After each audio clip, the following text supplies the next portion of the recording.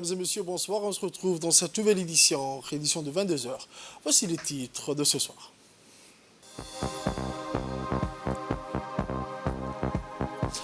La cérémonie marquant le premier anniversaire du lancement du projet de l'élimination de la cataracte, hier, jeudi.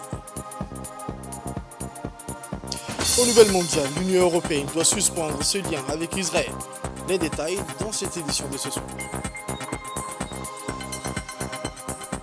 Le journal au complet à présent, mesdames et messieurs. Hier, jeudi 11 avril 2024, à l'hôtel Escale International, le docteur Ahmed Roble Abdillah, ministre de la Santé, a co-présidé avec son Excellence M. Hu Bin, l'ambassadeur de Chine à Djibouti, et le président de la Fondation GX Long Chun Ying, la cérémonie marquant le premier anniversaire du lancement du projet de l'élimination de la cécité causée par la cataracte, financé par la Fondation chinoise GX. Pour rappel, le Premier ministre, son Excellence M. Abdelkader Kamel, avait lancé l'année dernière ce projet d'élimitation de la cataracte en République de Djibouti. Le ministère de la Santé a célébré hier les progrès réalisés grâce à l'engagement collectif en mettant en place des programmes de dépistage, de sensibilisation et de traitements accessibles à tous. Le ministère de la Santé, en collaboration avec la Fondation GX, a investi dans des équipements de pointe et formé les professionnels de la santé pour mener à bien ces interventions vitales. Depuis le début de cette caravane de cataracte, il y a eu plus de 2500 patients consultés et plus de 1700 patients qui ont été opérés. Le lancement de cet ambitieux projet fait de Djibouti le premier pays d'Afrique à se doter d'un centre mobile de traitement des yeux, et cela pour le grand bien de notre population, conformément à la vision de son Excellence le Président, son Excellence M. Ismaël Omar Guelleh, qui a toujours mis la santé comme une priorité de sa politique gouvernementale et s'est engagé à ce que l'ensemble de nos concitoyens puissent accéder à des soins de qualité et de proximité.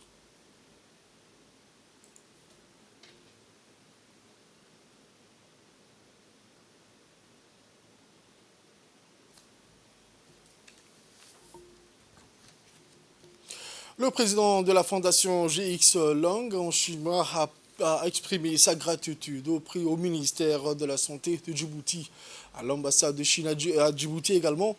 Il a indiqué dans son discours qu'en février 2023, la Fondation GX a lancé le programme d'élimination de la cécité par la cataracte à Djibouti. Jusqu'à présent, 3 groupes médicaux de la province de Shanxi ont été envoyé à Djibouti pour examiner plus de 2500 patients et effectuer plus de 1700 opérations de la cataracte, ce qui a permis à de nombreux Djiboutiens de recouvrir la vue et de mener une vie normale. L'ambassadeur de Chine à Djibouti a dans son intervention félicité le ministère de la Santé et la Fondation GX. Voici ses propos. Remercie sincèrement de nous rejoindre à ces moments spéciaux. La fête de l'Aïd est avant tout une fête de partage et de solidarité. En effet, la cérémonie aujourd'hui est aussi un hommage en valeur de partage et de solidarité. Pour rappel, le nom de Fondation GX est un acronyme de mots chinois Gongxiang qui signifie partage mutuel. Ce projet que nous célébrons maintenant est une vive illustration supplémentaire des valeurs de partage et de solidarité qui guident la coopération entre nos deux pays, l'amitié entre nos deux peuples. Donc, nous sommes très heureux de nous retrouver avec nos amis djiboutiens en ce moment spécial, heureux et joyeux pour faire ensemble la bilan des coopérations et se projet dans un avenir encore brillant. C'était le premier projet du genre que la GX Fondation a mis en œuvre sur le continent africain, illustrant vivement l'excellence du partenariat entre nos deux pays, une amitié spéciale entre nos deux peuples. Au cours de l'année écoulée, comme l'a dit son Excellence Président Liang, environ 1700 patients ont pu retrouver la vue à travers l'opération gratuite fournie par ces projets, avec un taux de réussite de 100%. Dans son intervention, le ministre a indiqué pour sa part que la Fondation GX et son département ont réalisé depuis le début de cette caravane de cataracte plus de 2500 patients consultés et plus de 1700 patients qui ont été opérés. Nous sommes réunis ce matin pour célébrer la première anniversaire de ce projet ambitieux, un projet qui marque l'engagement pour le développement. Ce projet essentiel qui a permis de recouvrir la vue à des milliers de personnes djiboutiennes installées ici. Depuis le début, février 2023, de cette campagne de lutte contre la cécité, vous l'avez bien notifié, Monsieur le Président et Excellence Monsieur l'Ambassadeur, l'équipe chinoise venue de très loin a permis d'opérer, d'abord de consulter plus de 2500 patients djiboutiens et a permis également d'opérer plus de 1700 personnes, hommes et femmes djiboutiens. Ces opérations se sont soldées par un bilan positif et plus de 1700 patients djiboutiens ont recouvert leur vue. Je voudrais d'abord, dans un premier temps, saluer ce projet innovateur, un projet qui marque le lien d'amitié et également de coopération entre la République de Djibouti et la République populaire de Chine. Ce projet, nous sommes une année après, nous allons bientôt, Inch'Allah, l'étendre vers les régions de l'intérieur, en suivant bien sûr la feuille de route du chef de l'État, Al-Hajj Ismaël Omar Guelleh, qui a toujours initié la médecine de proximité, la médecine dirigée vers les plus vulnérables, vers les zones les plus reculées. C'est dans le cadre de la Eid el-Fitr que le ministère de la Jeunesse et de la Culture a organisé dans la première soirée de la Eid un spectacle musical au théâtre des Salines de Djibouti. Un événement festif à l'image de la journée symbolique pour les musulmans qui ont fêté en famille dans la joie et dans l'allégresse. La Eid et marquant ainsi la fin du jeûne du mois de Ramadan. Il est à noter que le ministère de la Jeunesse avait programmé des spectacles musicaux durant les 3 premiers soirs de l'Aïd pour faire revivre les Djiboutiens l'ambiance musicale d'autant. Les artistes ont été toutes et tous au rendez-vous à cette soirée festive pour mettre de l'ambiance tout au long de la soirée, redonnant vie aux anciennes chansons populaires.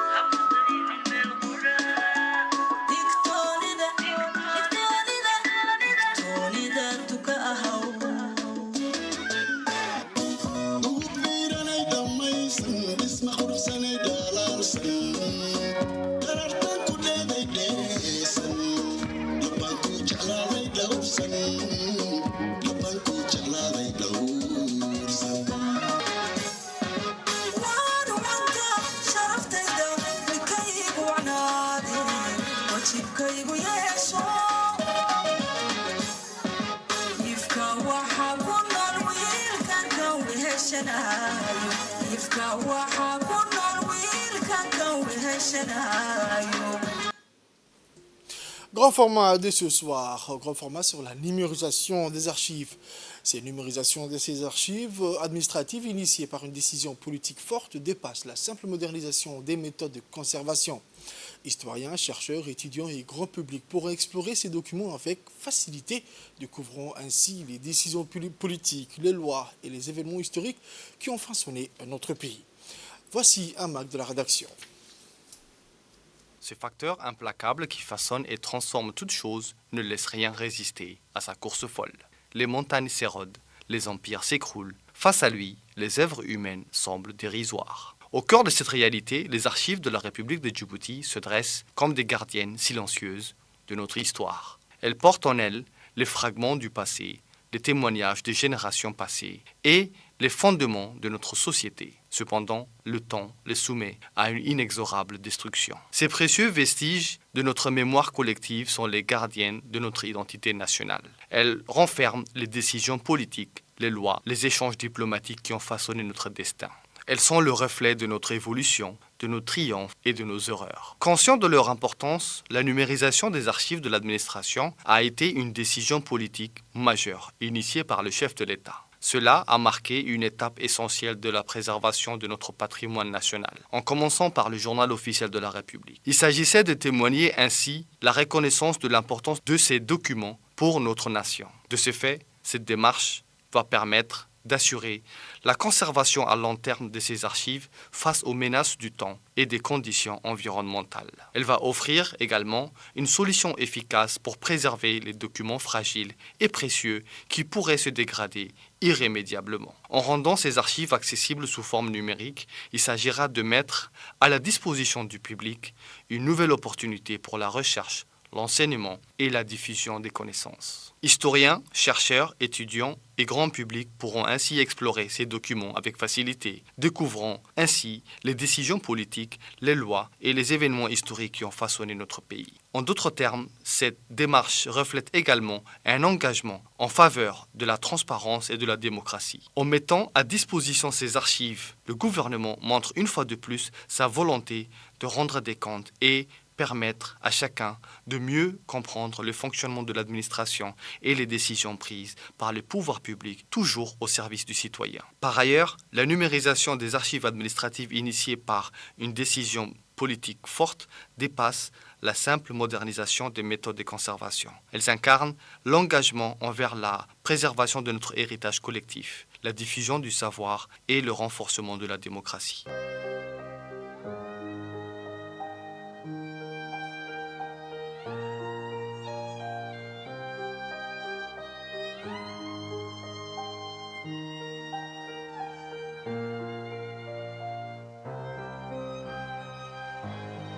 Les archives, elles représentent notre passé. Elles sont le miroir de notre histoire. Elles sont le reflet de ceux et de celles qui nous ont précédés au poste que nous occupons. Et elles constituent également le reflet du chemin que nous avons parcouru.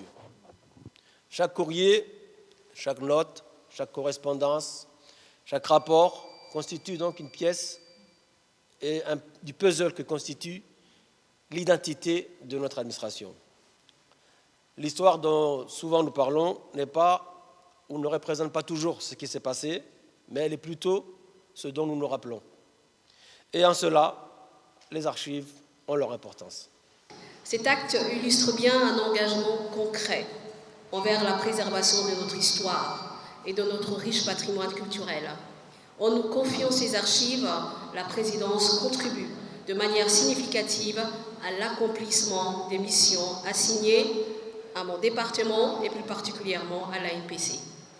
Pour la réalisation de ce travail titanesque, toutes les mesures nécessaires ont été mises en place sous l'égide du secrétariat général du gouvernement. Un projet d'une telle envergure requiert la mobilisation d'une équipe pluridisciplinaire. Cette entreprise colossale témoigne de l'importance accordée à la préservation de notre patrimoine commun par les plus hautes instances de l'État. Des experts en archivistique, en informatique, en conservation des documents, ainsi que des spécialistes en numérisation et en gestion de bases de données ont été nécessaires pour garantir le succès de cette entreprise. Chaque membre de cette équipe a apporté ses compétences et son expertise, contribuant ainsi à la réalisation efficace et rigoureuse de chaque étape du processus de numérisation. Par là, il s'agit de veiller à la qualité et l'intégrité des données numériques obtenues à partir des archives physiques. Elle permet également de mettre en place des systèmes de gestion, facilitant ainsi l'accès et la recherche dans les archives numérisées. Au jour d'aujourd'hui, cette démarche reflète une approche moderne et responsable de la gestion des archives, mettant en avant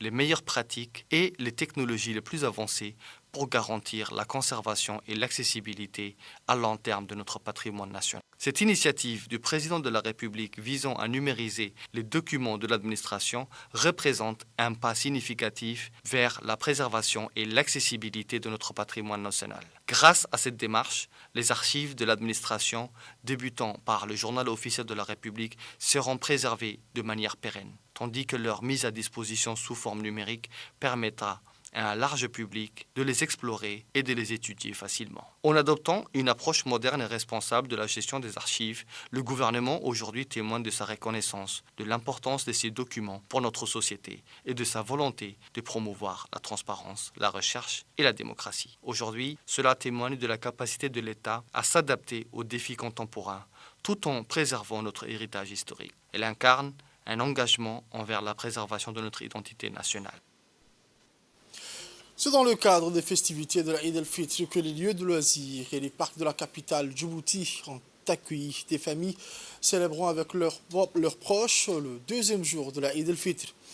La capitale a connu une forte demande car ces différents lieux de divertissement ont créé un environnement propice à l'accueil de ces enfants. Les enfants ont poursuivi leur célébration de la Eid el-Fitr dans une atmosphère de joie et de l'allégresse à l'extérieur ou à l'intérieur du centre commercial Hamoudi, où de nombreuses familles se sont rendues avec leurs enfants dans les parcs et les aires de jeu. La belle atmosphère a attiré un grand nombre d'enfants de tous âges avec leurs parents respectifs. Au Nouvel Mondial à présent, l'Union européenne devrait suspendre ses relations commerciales et institutionnelles avec Israël afin de prévenir les crimes de guerre qui s'apparentent à un génocide dans la bande de Gaza, a déclaré le rapporteur spécial des Nations Unies sur la Palestine. L'Union européenne a l'obligation de suspendre son accord d'association avec Israël, selon ce rapporteur spécial sur la Palestine, Francesca Albanese. Elle estime que l'offensive israélienne viole les dispositions de ce texte sur les droits de l'homme. La représentante de l'ONU a d'ailleurs récemment conclu que le seuil du crime du génocide avait été atteint à Gaza. Israël a les moyens politiques, financiers et économiques de poursuivre ses activités comme si de rien n'était. Il n'a aucune incitation à changer de comportement, assure Mme Francesca. Une récente initiative des dirigeants irlandais et espagnols appelant la Commission européenne à suspendre l'accord Union européenne-Israël s'est heurtée à la résistance d'autres États membres désireux de maintenir la position de solidarité de l'Union avec Israël. La décision de suspendre l'accord nécessiterait le soutien unanime des 27. Or, les dirigeants de l'Union européenne se sont constamment opposés sur leur position collective concernant ce conflit qui a éclaté à la suite de l'attaque du Hamas contre Israël le 7 octobre. Francesca Albanese estime que la réticence de l'Union européenne à utiliser les mesures en son pouvoir pour demander des comptes à Israël perpétue l'impunité du gouvernement israélien et révèle une déconnexion entre la classe politique européenne et la grande partie de la société européenne qui a constamment appelé à un cessez-le-feu dans la bande de Gaza assiégée. C'est tout pour ce journal de 22h, mesdames et messieurs. Merci à vous de l'avoir suivi et restez avec nous pour la suite du programme sur Télé Djibouti. Bonne soirée à toutes et à tous.